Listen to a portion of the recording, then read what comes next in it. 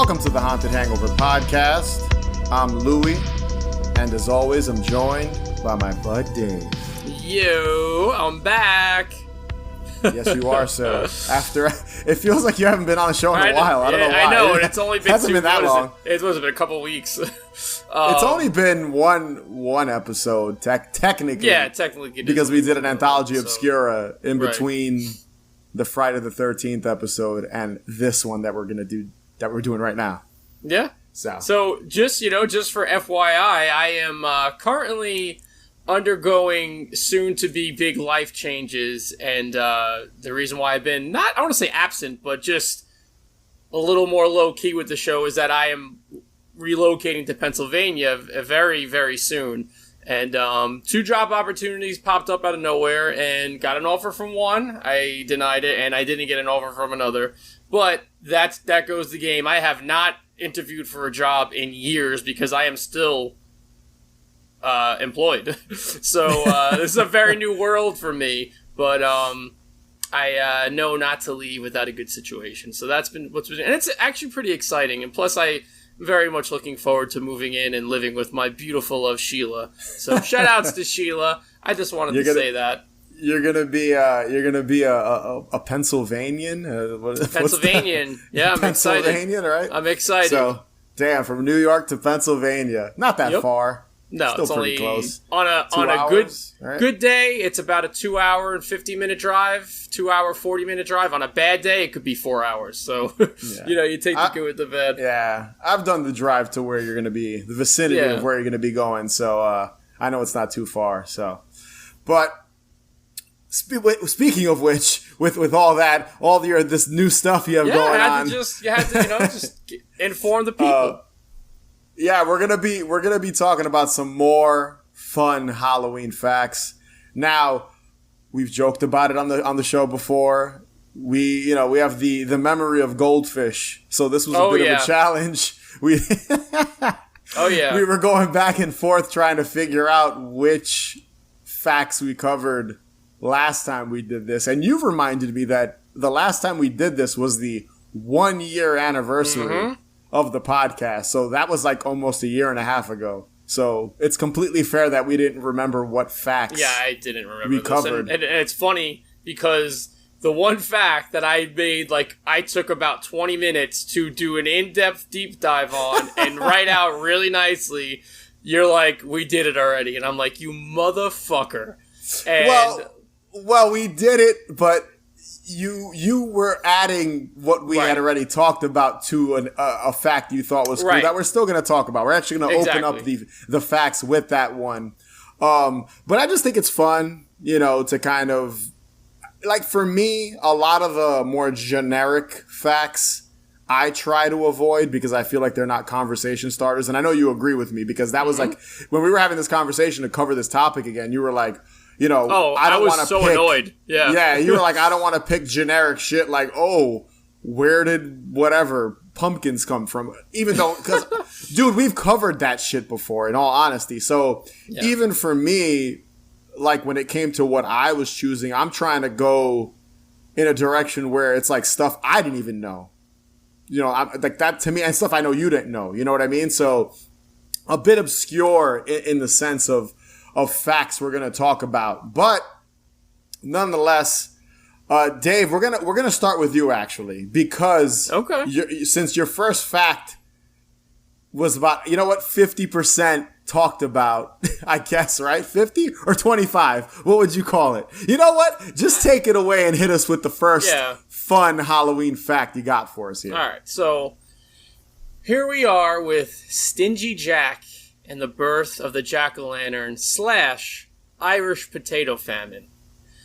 We are all very familiar with pumpkins and jack-o'-lanterns, but to my surprise, I came across the origin of why we even practice this ceremony. And again, we told this 2 years ago, and this was new to me when I was reading this. So I was like, you were on the show. I was like, this is great. And I totally forgot. Brought to America by Irish immigrants, the jack-o'-lantern originated in Ireland with turnips or potatoes serving as prototypes to what we all adore now. Welcome the story of Stingy Jack, a tale of a man who made several deals with the devil and ultimately was not let into neither heaven or hell, but was set to roam the night eternally with a piece of coal placed in a turnip. The Irish would soon refer to the apparition as Jack of the Lantern, then eventually Jack-o'-lantern. In Ireland and Scotland, people would create their own versions of Jack's lanterns by carving spooky faces into turnips and potatoes. They would place them in their windows, doors, and roads to scare away Stingy Jack and other roaming spirits. As stated above, once this tradition was brought to the States, people soon found that pumpkins, native to the United States of America, would make the perfect jack-o'-lantern. More importantly, although small slivers of America celebrated a mild form of Halloween, raising mischief, telling ghost stories, and celebrating autumn, a lot of the Irish immigrated to the United States due to the Potato Famine that started in 1845. More than 1.5 million to be precise. With them, they brought their close-held Halloween traditions. The soon-to-be celebrated holiday spread quickly nationwide. So, what I find very interesting about all this, because I honestly completely forgot about the Potato Famine, and what I find interesting about all of it is that if there wasn't, and I hate to say this, like, that tragic, occurrence is probably the reason why we have this holiday. Yeah. More than likely, no French fries, that depressing potato famine, if you think about it. That's horrible. I don't even know if French fries were around back then. Probably not. Maybe. Who knows? I don't know. That's a good question. That is a good question. Maybe we should answer that in the future. Yeah. So when I talked about Stingy Jack, it was during our first iconic Jack-o'-lanterns episode. Right. Because I believe I opened the show giving... I believe I opened the show giving a description of the legend of Stingy Jack and why we celebrate Halloween with a jack-o'-lantern. And I think I mentioned the turnips as well, like carving the turnip into a jack-o'-lantern and all that. But I do find that interesting that the Potato Famine is kind of like the true origins of Halloween, right, and why that happened. So that is super depressing. Also, I didn't realize how vital potatoes were to someone's diet, like I guess during that time. The fact that a potato famine affected people that much. It's a big part of like meal, especially over there. It's a big part of meals, and you're right. Like when you go to like, I've been to like, I'm trying to figure out how to say this. I've gone to like breakfast spots and stuff, and like you can get like an Irish breakfast, and there's a lot of potatoes involved, and there's like baked potato or blood something, sausage, right? And all this stuff. So it's I know it's not on your menu, but I've seen it before. But that do you like blood sausage? I've never had it. I don't. I feel like you'd experiment with the blood sausage. No, I'm not gonna lie. The only breakfast sausages I fuck with are like sausage patties. Links, I prefer the patties. Damn. Okay. All right, boy. A little sausage patty. Boy. What up, boy? Not the sausage link. You're not about those links. No, they're okay. But yeah, I figured we'd open with that one because we kind of talked about Stingy Jack, but the fact about the potato famine is really interesting. And you're right, really depressing and sad that that's kind of why this whole thing happened. Weird. Yeah. Weird. Why were the potatoes like not around? You didn't find that? I did not look into that. I wasn't piece of this fact. I wasn't ready to do a history lesson here, but to be continued. Maybe in the future we'll revisit why the potatoes. Because this is stuff you learn in school, and like I remember knowing we learned about this, but I don't remember anything about this. Yeah. So I mean, shame on me, I guess. But again, the fact that it ties to Halloween is crazy. Like how that specific thing ties to the holiday, and kind of the creation of it is wild. Yeah, it's definitely wild. The power of Christ compels you. The power of Christ compels you! The power of Christ compels you! So, my first fun fact about Halloween, I don't know how fun this fact is, but... Okay. My first fact is, don't dress as a priest for Halloween in Alabama. Now, I want to warn our listeners, for any people from Alabama... I'm not throwing shade at you guys. If you're listening to this show and you're from Alabama, don't take this personal because that's not what I'm kind of doing here. But I did find this very interesting. So, this is the fact. It's basically illegal to dress as a minister of any religion in the state of Alabama if you are not an ordained whatever. Priest, nun, rabbi, etc. Now, shout out to Rabbi. Shout out to our friend Rabbi. That's a nickname, by the way. He is not Jewish. You'll be fined $500, and there's a potential to be held in a county jail for a year. Crazy. I would love to experiment and see how this law is enforced. Like, to see if, like, a police officer would really arrest someone for dressing up as a nun or a priest. Here's the funny thing about this law, about this anti-Halloween priest costume law. It was passed in 1965, but since it was made a law, no one's ever been convicted. That's wild. That's what I found on the internet. I've ever seen anyone dress up as a nun or a priest on Halloween. have. I never have. I've seen nuns, priests, people dress up as Jesus. Now, I'm curious. Is dressing up as Jesus, does that count as, I guess you're allowed to dress up as Jesus, but you can't dress up as a minister? Which to me is odd. Know. Is that a loophole on this law? Like, is that, you know?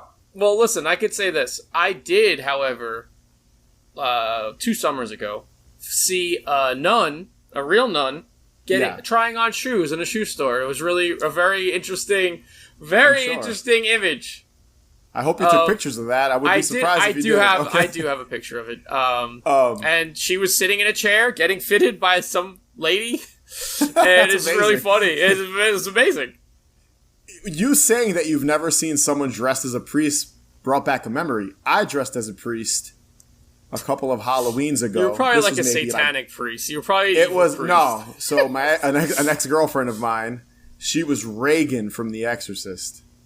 Okay. So I dressed up as a priest because the couple's costume situation. Okay. So there you go. I was a priest, I guess, that year, but I had like fake vomit and shit, but that's more of like me.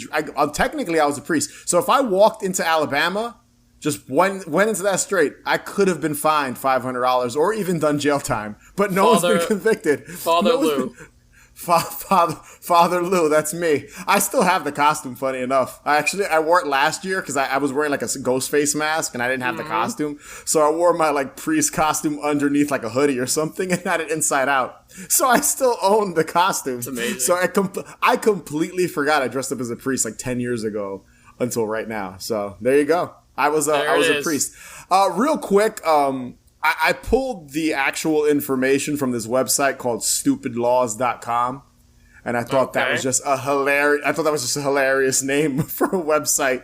And they have literally the entire law verbatim in words where you could read it and see, it gives you all the details and yada yada. But yeah, you'll be imprisoned if you dress as a priest in Alabama. Little fact there. So avoid that, guys. Halloween just around the corner, and it has become one of the biggest holidays when it comes to sales. The National Retail Federation says people are spending an estimated $8.8 billion on Halloween-related purchases this year. That makes it second only to Christmas. Local businesses cashing in. I have a twofer here. They're quick ones. And there's one part of this fact that I just find very interesting. Halloween is the second most profitable commercial holiday in the United States, right under Christmas. 1/4 of candy purchased annually in the United States is from Halloween.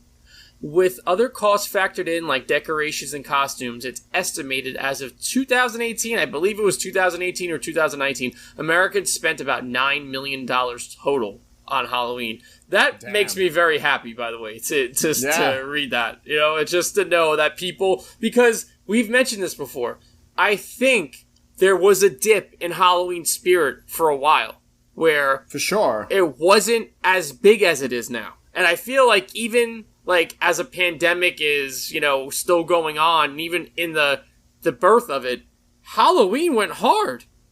Yeah, it did for sure. There was a lot of shit going on even throughout the pandemic. There were still haunted houses, as crazy as that goes. 100%. We went to some, so that's kind of crazy if you think about it. Yeah, and this, I don't know how true this is, but it's said that men spend more money on Halloween than women. But again, I don't know how valid of a fact that is. But that's weird. I do like that it is the second most profitable holiday underneath Christmas. If you think about it, what's the other holiday that a lot of people go crazy with? I mean, like, Valentine's Day, Mother's Day. Yeah, you're right. You know what? I'm surprised Valentine's Day isn't the second most because of dinners and things like that. But if you think about it, Halloween parties, costumes, decorations, that shit all costs money. So I guess maybe that's why that all factors into how much money the holiday makes, let alone candy, you know? So right. And also, if you think about it, you know that a lot of people, once October hits, Halloween is 31 days. So yeah, for sure. It's so people are, celebrating it any and all ways all throughout those 31 days. Dude, there's events, there's if you really think about it, if we break this all down, you've got candy, you've got costumes, right? That's two major things. Jack-o'-lanterns, pumpkins, which obviously everyone buys one, carves them. That costs money. Halloween parties. People buy shit for Halloween parties. That costs money. So if you think about it, haunted houses. That's a big part of Halloween.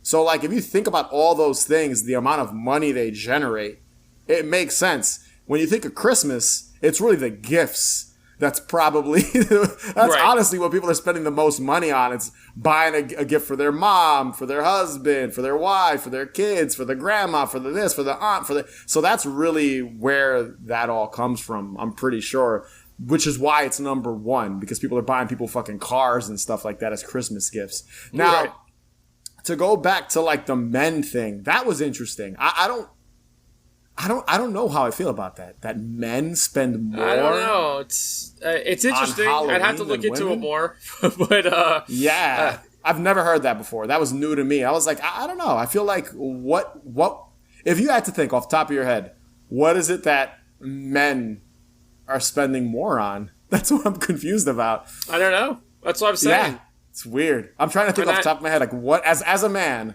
What am I, especially me, I love Halloween, you love Halloween, we're both men. What do we spend more money on than women do? Weird. And I mean, honestly, your fiance loves Halloween. My girlfriend loves Halloween. I know gender neutral people who love Halloween. So I feel like that's probably not a fair statistic. It might not be accurate. And it's probably an old statistic, but I just thought it was worth mentioning. Yeah, weird. Really weird.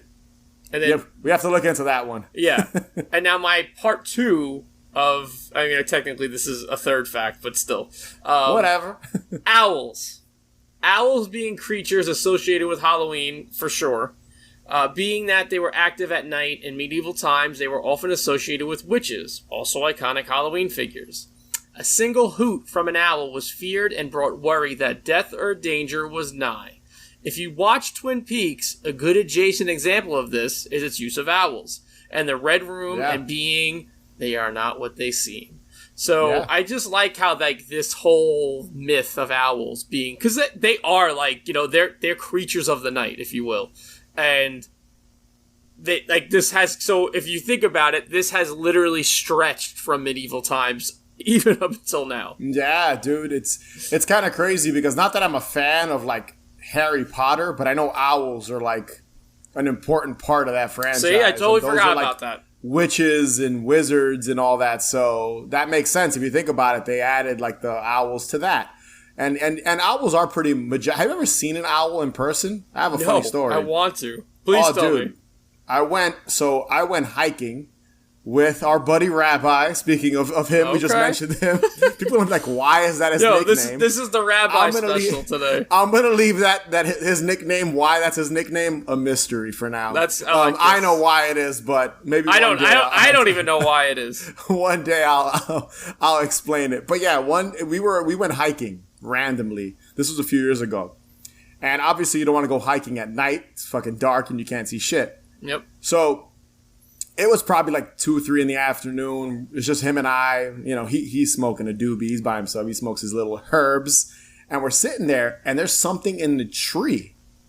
And it was a fucking owl. and it's like 3 in the afternoon. So it was so weird. It's huge white owl. It didn't even look real. I was like, dude, is that an owl? And it was an owl. And it turned its head. I thought it was going to fly away. It just opened its wings and then closed them and then turned its head and went back to sleep. I'm assuming it because they're nocturnal. So I'm guessing it was just in the tree sleeping, you know, and then it was a beautiful looking bird. Yeah, like, they are beautiful. Odd looking. Beautiful, but odd looking and creepy. And I was like, I've never seen, like at the zoo, I think I've maybe seen an owl, but in the wild, it was a sight to see. It was pretty amazing. So, and then him, you know, he was smoking his Chiba Chiba, and he was like, whoa, oh shit, dude. Like, I was like, yeah, so I was like, damn, it's incredible. If I was high or something like that, I would have been like, whoa, I would have thought it was real, but I don't smoke the Chiba Chiba, so I saw it and I was like, oh wow, Rabbi, that owl's actually in that tree. So yeah, it was a cool, there's a fun little side story about me seeing an owl in the wild and being kind of freaked out. I didn't even know how to react to it, so it was just cool.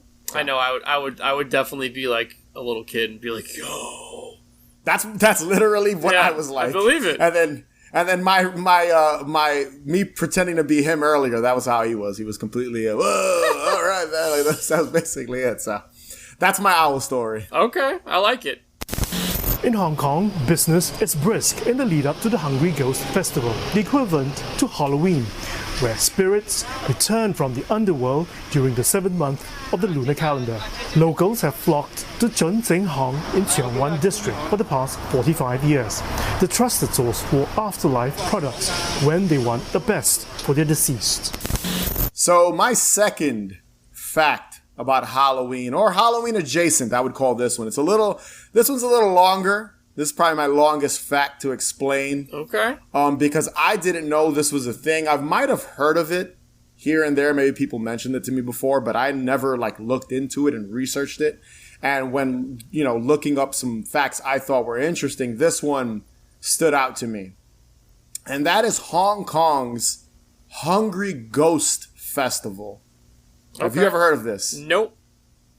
It's called Chinese Halloween, which I wouldn't call it that. That's like what I see online, but there isn't much about this festival or this celebration, if you want to call it that, because it's not really a celebration.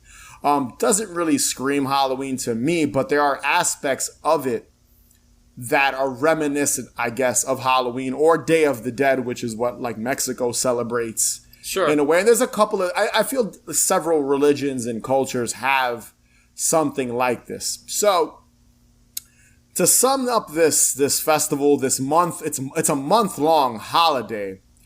The Hungry Ghost Festival, again, is a month-long Chinese holiday specific to the Buddhist religion. And it occurs during the 7th lunar month, which is basically August in their calendar. So it's like that's when this festival or this month-long festival happens.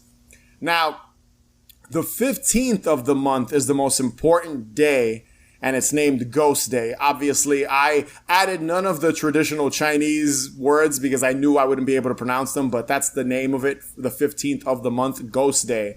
Okay. During this month, it's believed that the gates of hell open up and ghosts are free to walk the earth. So that it's very similar to Halloween in that sense, because if you look at certain people the spirits are free, and you've heard I forget which, I don't know if it's a Celtic thing, dressing up for Halloween is to blend in with ghosts, right, or the dead. So it kind of plays off of that, but there's no dressing up in this festival, and I'll get to that in a second. But yeah, the 15th again is the most important day of the month, Ghost Day. Now, the Hungry Ghost Festival isn't considered a positive, happy, fun holiday. It's an unlucky month. They're so superstitious that this month is just not a lucky day. They tell people not to get married this month, for people not to start new businesses, don't buy a new home because of how very, very superstitious, I guess, when it comes to this. Like, don't do anything, I guess, that will change your life because bad shit will happen. Right.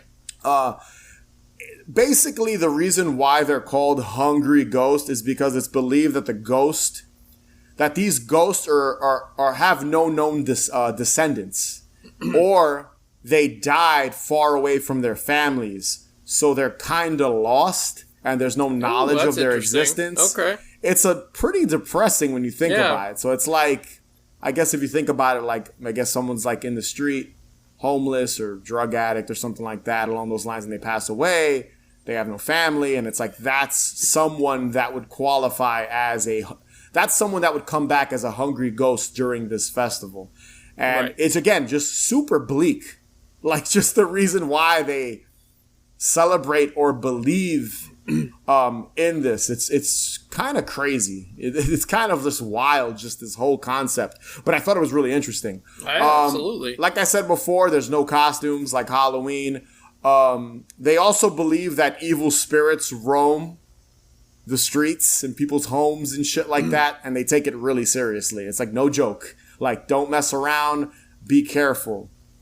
Now, this is what I thought was the really eerie part about the Hungry Ghost Festival, or how they describe these hungry ghosts. This is what they're described like. They're described as having long, skinny necks because of the lack of food from their descendants. So I'm just picturing like giraffe-looking ghosts, which to me is fucking... I'm not even making fun of it. It's just... That just looks fucking freaky. Like, that just sounds freaky. Like, if you believe in ghosts, like, you think you see somebody with this long, skinny neck because they're a malnutrition. Like, they're a ghost that hasn't had any food. Right. Which I also think is interesting that they believe that ghosts still eat and still live their lives, you know, after the person dies, they still exist. And that's where this whole belief comes of the ghost kind of still living like the rest of us, but their bodies, I guess, are lost. The way I took it reading about this holiday or this month-long celebration, and I use air quotes for that, it's like just a lost soul. That's basically what it is. Like, they almost don't know they're dead. So they're just kind of continuing life, you know, as if they were still alive. Now, I thought this was also really interesting, too. They believe that leaving food and clothing for them, you know, like they leave basically food out for them, clothing. They have this thing called hell banknotes, which is fake money that they burn for these spirits, for these hungry ghosts, and they burn paper model houses, paper model cars. Yeah, it's fucking crazy. They do, have you ever seen when they like burn those like little boat type things in water? Like that? That's something that they do, you know, during this month. They burn incense because obviously that represents luck. You've heard that before. I think most people know that, like, burning incense is supposed to be a lucky thing. They leave out, again, drinks even, stuff like that. You know, on the 14th, whatever, that main date, 14th of the month, the 14th or 15th of the month is the day that they have to do all that. There's live performances, puppet shows, operas. There's even like striptease for these ghosts in the street. Like, you know, and the last thing I'll add about this is that the living, these like shows, these little events that they put together for the ghost, if you're living, you can attend, but you can't sit in the front row because those seats are reserved for the ghost. You know what it's like? It's almost like they're giving these spirits, ghosts, apparitions, specters, whatever you want to call it, a taste of what their life used to be like. And that's what it seems like. It's like here, like we're trying to show our respect and we want you to relive your life you once had, which is very interesting. Yeah, like offerings, basically. Like, here you go, here, you know, I guess feel alive again. But again, the thing I found most interesting was just the description of what these ghosts are. Like, just people that don't have family members or don't have... Honestly, I'm sure you probably haven't seen it. I forget the name of it, just slipped my mind. The Disney animated movie with the little ghost, and it's like spirits. It's like a Day of the Dead thing. It's in Mexico, but the it'll come to me later on. Watch, but the spirit of one of their ancestors is lost, and because the family forgot about him, and then they remember him, you know, and then he comes back to life, I guess, as a spirit or whatever. You know, I'm not articulating it the best way, but it's a really interesting kind of just thing. I didn't know about it. I didn't know it existed. And I Googled it, and I found a bunch of websites that go way more in depth than I went. You know, I kind of gave the Cliff Notes version of it and kind of bounced all over the place because I'm sure we'll be here for. We probably could have. I'll be honest. We could have probably done an entire episode on this Hungry Ghost Festival because it's just there's a lot into it. But there's one site I want to give a shout out because I got a lot of my information from them, and that's the Halloween.fandom.com site. They have like a whole page that goes into more details. There's several articles online about this festival, and I just thought it was really interesting, and I wanted to, you know, tell you about it and then tell our listeners about it because if you've never heard about this, I think it's very interested in this. Yeah, it's an interesting read, and it just shows you how, you know, in China, you know, these are things that the Buddhists believe, and they take it really seriously. It's not a joke, and it's funny because here in the U.S., you know, Halloween to us is horror movies and spooky shit and candy and pumpkins. And if you go to another country, their equivalent of that is not fun. It's depressing. Yep. So just culturally, it shows you how different things could be in another country. Yep. And, you know, we got it good here. We got it good here. I feel like Halloween, what it represents in reality, we don't celebrate. We celebrate the, like, American version of it and all the silly shit that comes along with it, which I love. Don't get me wrong. Obviously, we love it. We're from that generation. Clearly. Obviously, our whole show is based about that. That's where it was born from. But I just thought, like, wow, to think that in another country, it's more of a depressing, kind of unlucky, sad. It's almost like, why even celebrate at all? But they do celebrate it, you know. And it's fucking wild because it's a respect. Yeah, it's respect, and even Day of the Dead, you know, to my knowledge, is a little more upbeat. It's like celebrating the dead and talking to your family members and this, that, and the third. Again, there's that Disney movie. The title of it completely. I don't know. I know what you're talking about. I don't know animation. It's going to kill me. I'm going to come back in the next episode and be like, oh, it was this movie. That's okay. Whatever. But yeah, that was, I just thought it would be fun to talk about on the show. It was just really interesting. Again, I wasn't even aware of it. So now I am very interested in this. A fun little fact. And I recommend everyone go out there and just Google the Hungry Ghost Festival and read about it. It's interesting stuff. Well, my next pick is the popularity of fire lightings on Devil's Night. And we all know my favorite night is Devil's Night. Most of us are all aware of what is, in my opinion, the better holiday, quotations, Devil's Night, and the mischief that comes with this title.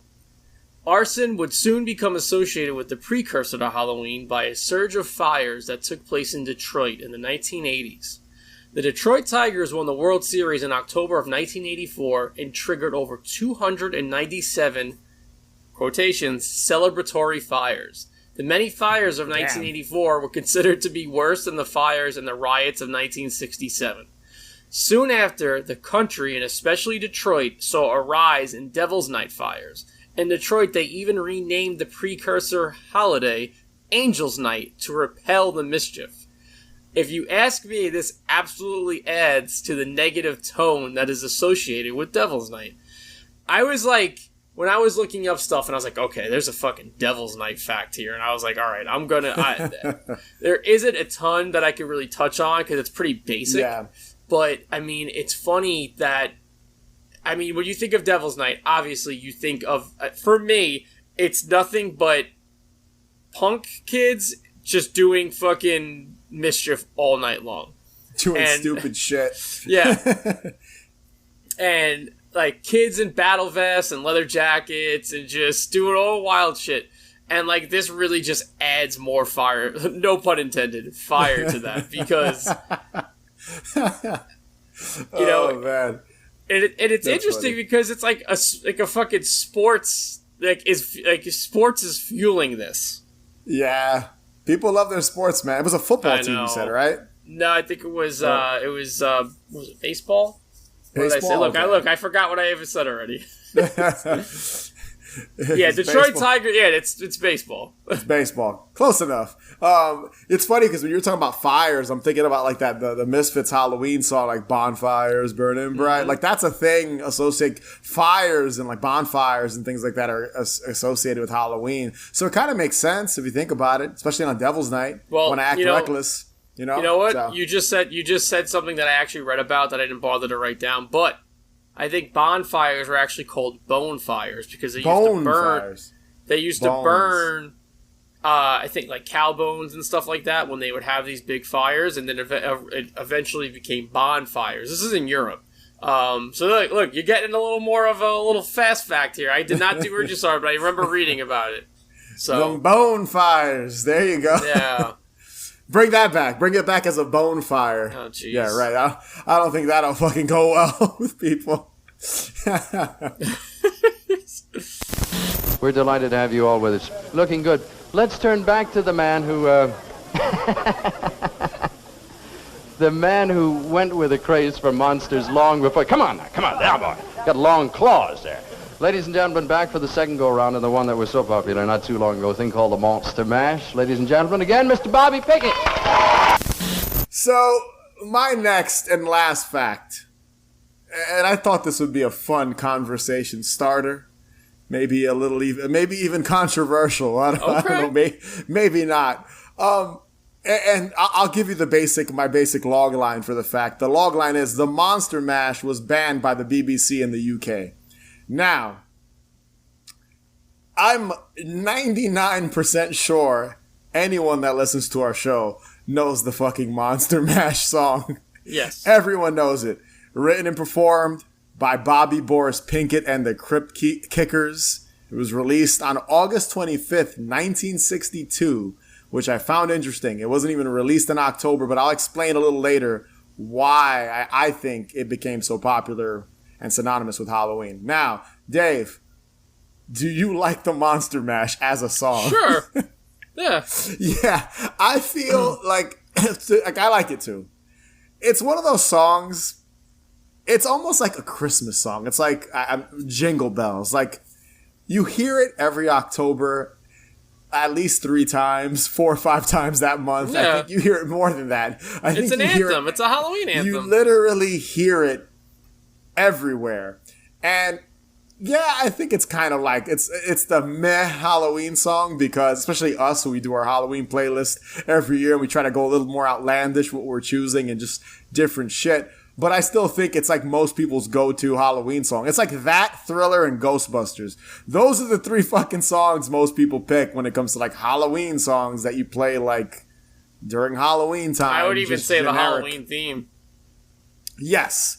You know, but even the Halloween theme, I think there's people that are scared of it, so they don't like to play it. So like the Monster Mash is a little, it's better for kids and shit like that. It's a little more lighthearted. So, and we have never, I think I've mentioned the Monster Mash and kind of thrown it under the bus and called it generic. I was like, the Monster Mash is generic. Because it, honestly, dude, it is. It's the most generic Halloween song in existence. Like it's in any Halloween movie, TV show, there is an 85% chance the Monster Mash is going to pop up in it. Chris and I just talked about Stranger Things in the Trick or Treat Freak episode. Which, by the way, I'm happy I stopped listening to because I did not finish the last episode, and Sheila promptly told me, do not listen to it because there are spoilers, and I said thank you. Yes, we spoiled the entire new season because we opened the show talking about the new season. But yeah, like even in that, the Monster Mash pops up. And in most movies, the Monster Mash pops up. It is the most innocent commercial Halloween song to ever exist. I don't think there's anything that will ever live up to the Monster Mash being the Halloween song. I don't think in our lifetime there'll ever be anything to kind of replace it. It doesn't exist. Yeah, probably not. So I just wanted us to talk a little bit about the song itself before I go into some more of this fact. Because I don't think we've ever really kind of dove into the Monster Mash as a song. I don't think we have. I think we've mentioned it. We've brushed upon it, but that's about it. Yeah.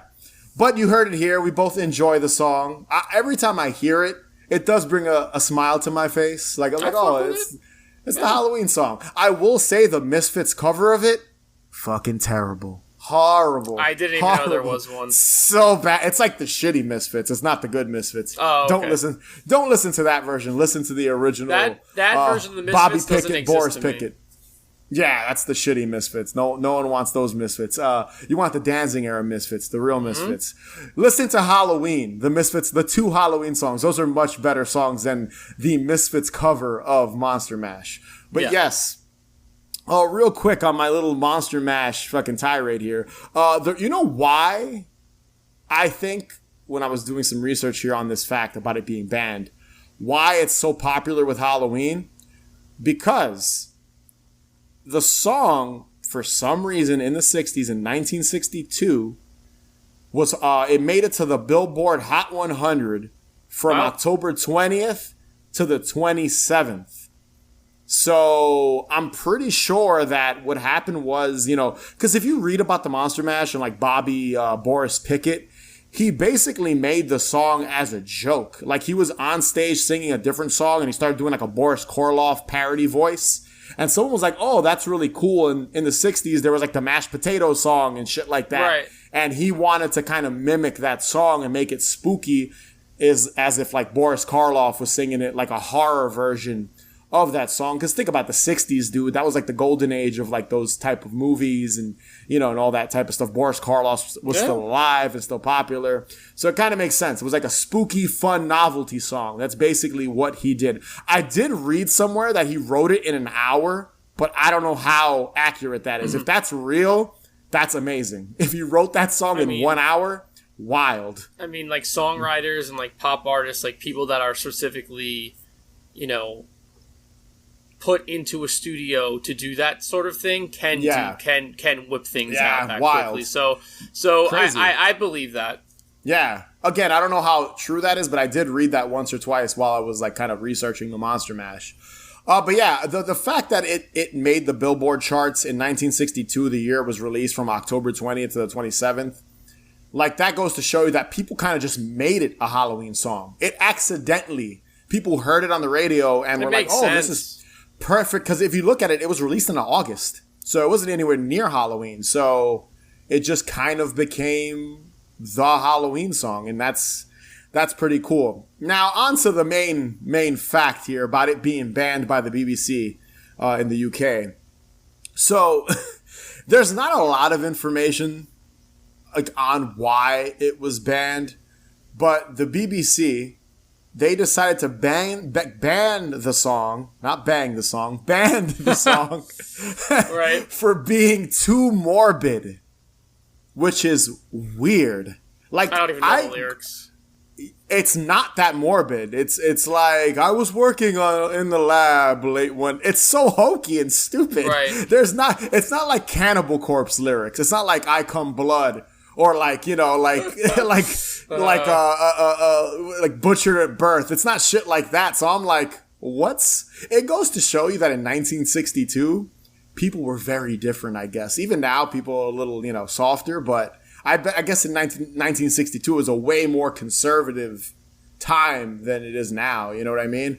But I just thought that was weird. It was too morbid.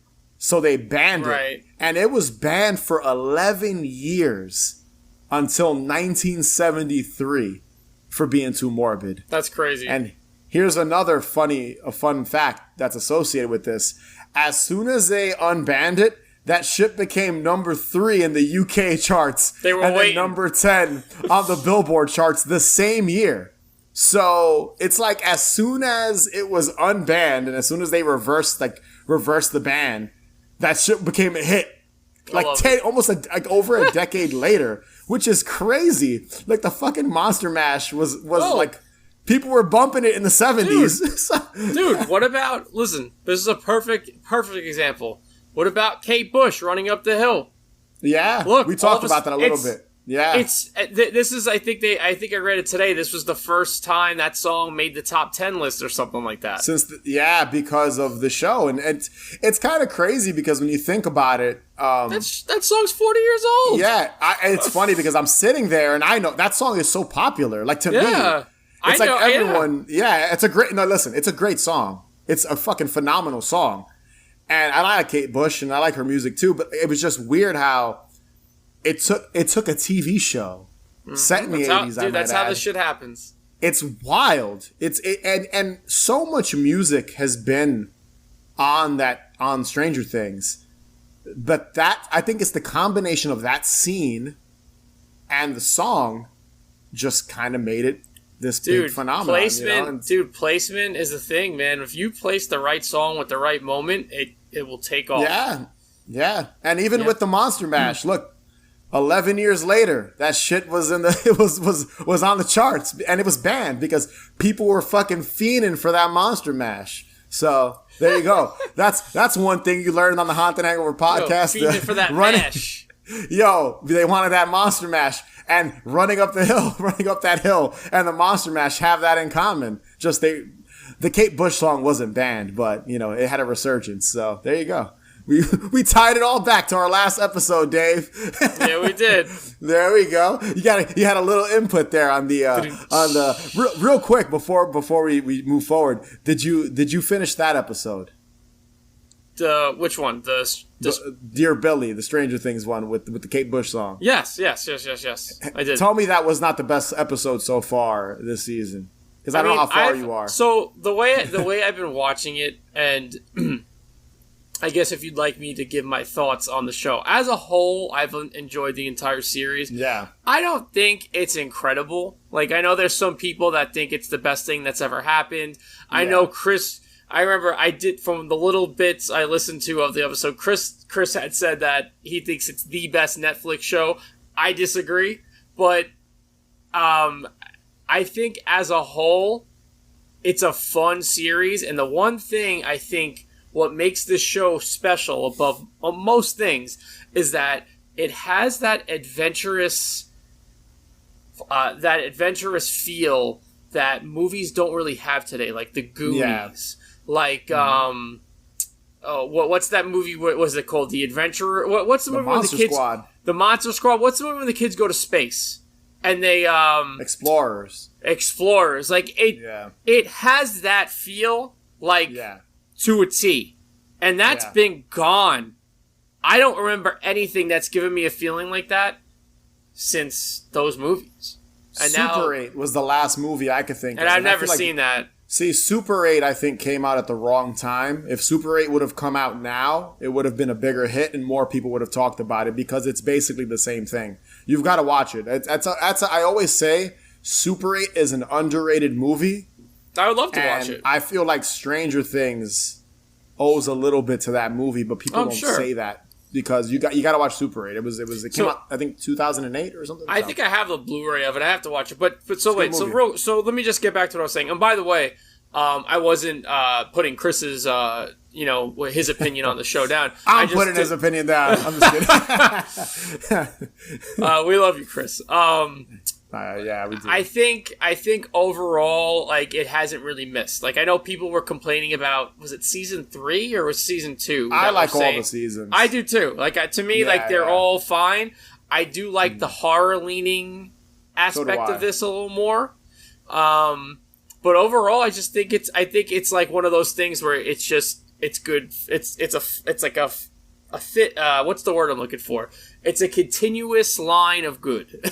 Like, it doesn't, it doesn't dip down. It just stays consistent. That's what I'm looking for. It's consistently good. So to go back to like what Chris said about it being like the best Netflix show, I think what he kind of said, and even I said it if I remember correctly, I think it's the Netflix show. Not that it's the best. It's the it's the show that, like, when that show's, like, when people think of Netflix, what do you think of?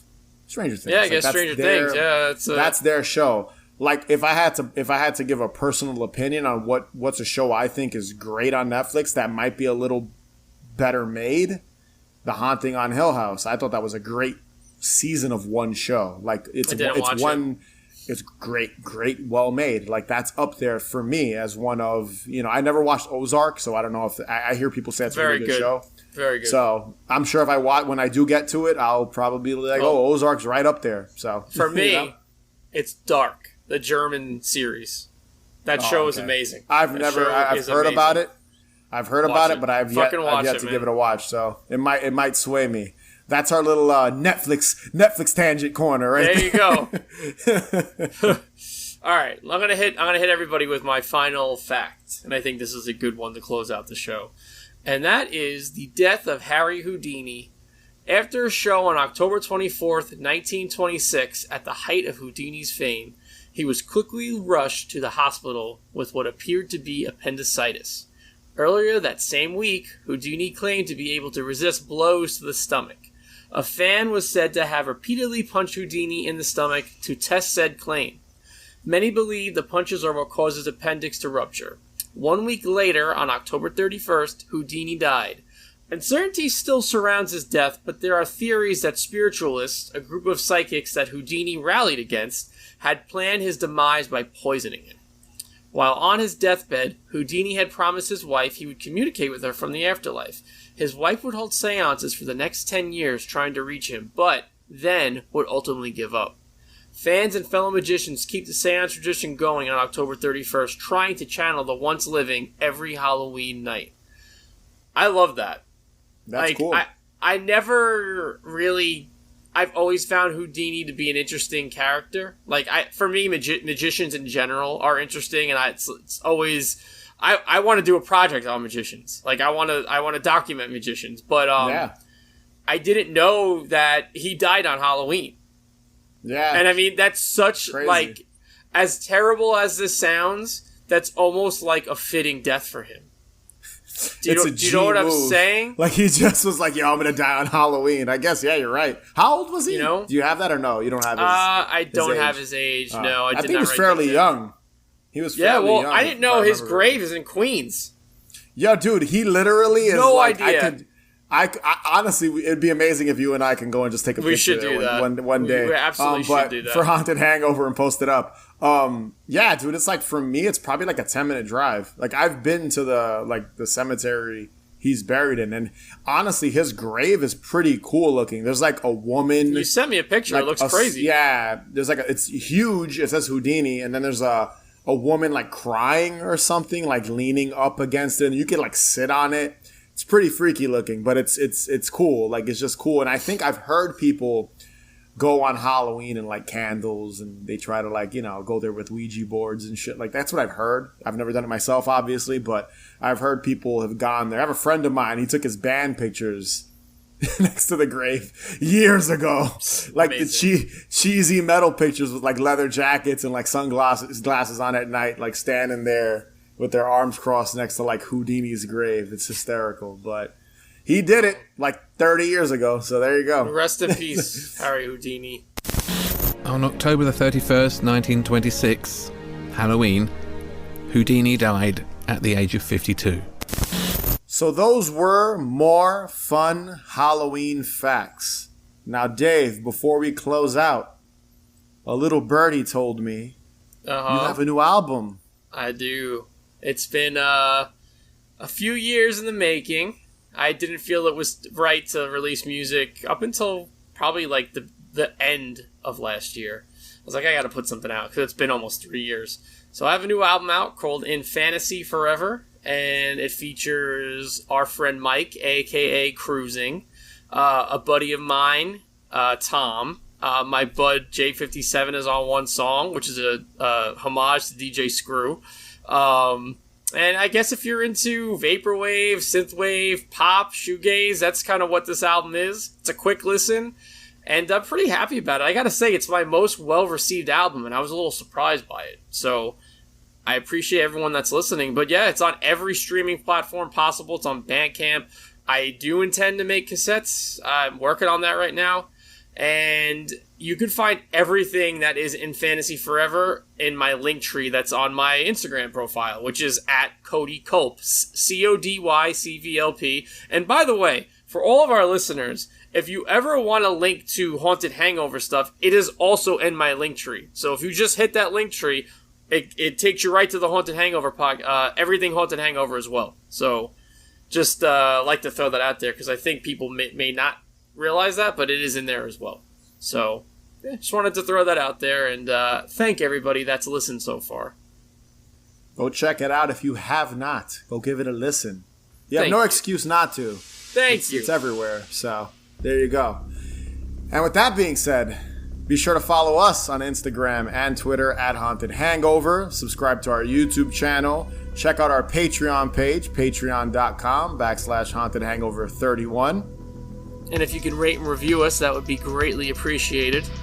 And remember, the best cure for a hangover is more booze. Catch you guys later.